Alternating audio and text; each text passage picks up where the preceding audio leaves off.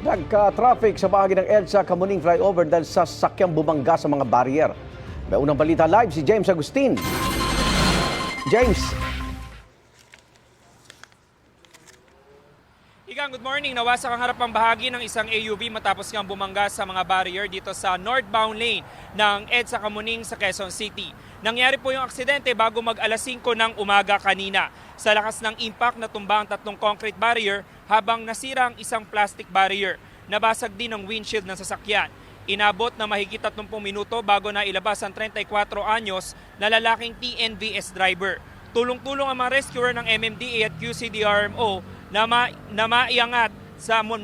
maingat na isinakay sa spine board ng driver na iniinda ang kanyang balikat at likod.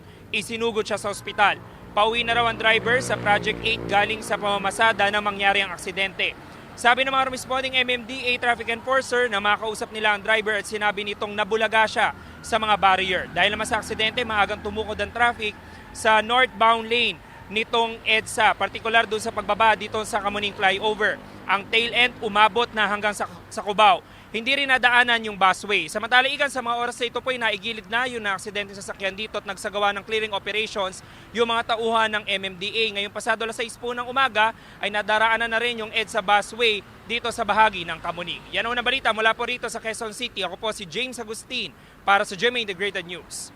Igan, mauna ka sa mga balita, mag-subscribe na sa GMA Integrated News sa YouTube para sa iba't ibang ulat sa ating bansa.